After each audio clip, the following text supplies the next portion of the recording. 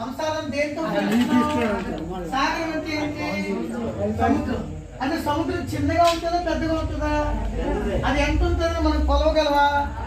కొలవలే. ఇంకొక విషయం, సముద్రంలో నుంచి వచ్చే కెరటాలు ఇలా ముందుకు వస్తున్నాయి, వచ్చి అవి ఆగిపోయి వెనక్కి వెళ్తున్నాయా లేదా అక్కడ ఆగిపోతున్నాయా?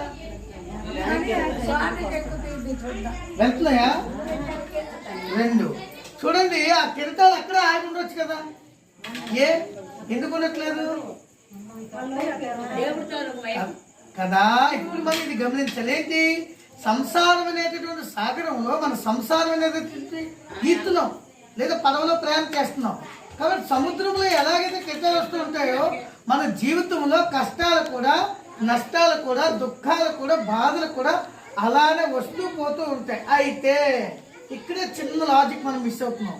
అదే నాకే వస్తున్నాయి, నాకే పెడుతున్నాడు దేవుడు, నన్నే ఎందుకు ఇలా చూస్తుంది? నేను రోజు దీపం పెడుతున్నానే, నేను వారం వారం కొబ్బరికాయ కొడుతున్నానే, అది నేను రోజు దేవుడిని పూజిస్తున్నాను చెప్పి బాధపడతానే.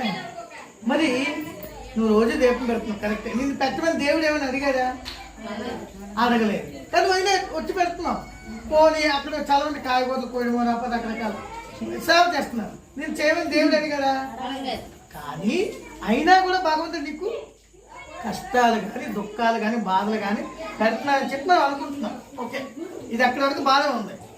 కానీ నేనేం చెప్తాను, ఇవి కష్టాలు కాదు, ఇవి దుఃఖాలు కాదు, ఇవి బాధలు కాదు, ఇవి నష్టాలు కాదు అంటాను. మీరు ఏమంటారు?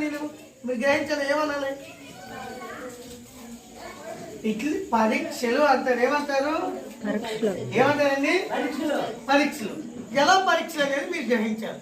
చూడు, మన పిల్లలకి 3 సంవత్సరాలు రాగానే అది ముక్కు పచ్చలు ఆగదు, వెన్నుపూస మొదలదు. కానీ మనం ఏం చేస్తాం? 15 కేజీల మూట తగిలించి మనం తోలుతున్నాం, గేదెల కింద అద్దానంగా తోలుతున్నాం. మనం దానికి బస్సు ఆగం. అదే ముక్కు పచ్చలు ఆగట్లేదు, దానికి వెన్నుపూస మొదలట్లేదు, దానికి అసలు కనీసం జ్ఞాపక శక్తి కూడా ఉండదు. అట్లాంటి వయసులో నువ్వు ఎలకల కేజీ, ఊకుల కేజీ అని చెప్పి నువ్వు ఉల్లాసంగా తోలేస్తున్నావు. అది నువ్వు తోలం తప్పు కాదు. కానీ ఇక్కడ ఏం జరుగుతుంది? ఎల్కేజీ పిల్లవాడు 3 సంవత్సరాల వయసులో ఒక్క సంవత్సరానికి 120 పరీక్షలు రాస్తాడండి. ఎన్ని పరీక్షలు ఒక సంవత్సరానికి?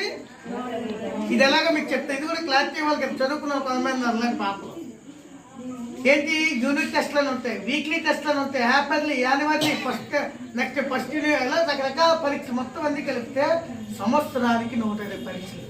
అదే ముక్కు పచ్చలాడినటువంటి పిల్లవాడు, వెన్నుపూస పొందినటువంటి ఒక చిన్న పిల్లవాడు, అదే వారికి అభంశమం తెలియదు, వారికి జ్ఞాపశక్తి ఉండదు. అలాంటి పిల్లవాడిని నువ్వు 20 కేజీలు మోటెత్తి గేదె కింద అద్దాలుగా నువ్వు బస్సులో తోలుతున్నావే, మరి ఆ పిల్లవాడు 3 సంవత్సరాలు నిండకపోయినా 120 పరీక్షలు రాస్తున్నాడే. అదే నీ సంసారాన్ని ఈస్తున్నావు. సంసారం సాగరం అని తెలుసు, సంసారం సముద్రం ఈస్తున్నామని తెలుసు. అటువంటి సముద్రంలో కెరటాలు వెనక్కి ముందుకు వచ్చిపోతుంటే నీ జీవితంలో కష్టాలు, దుఃఖాలు, ఏవైతే నష్టాలు, బాధలు వస్తున్నప్పుడు ఇవి కూడా పరీక్షలు అనుకోవచ్చు కదా. సంసారంలో నాకు భగవంతుడు పరీక్ష పెడుతున్నాడు అనుకోవచ్చు కదా.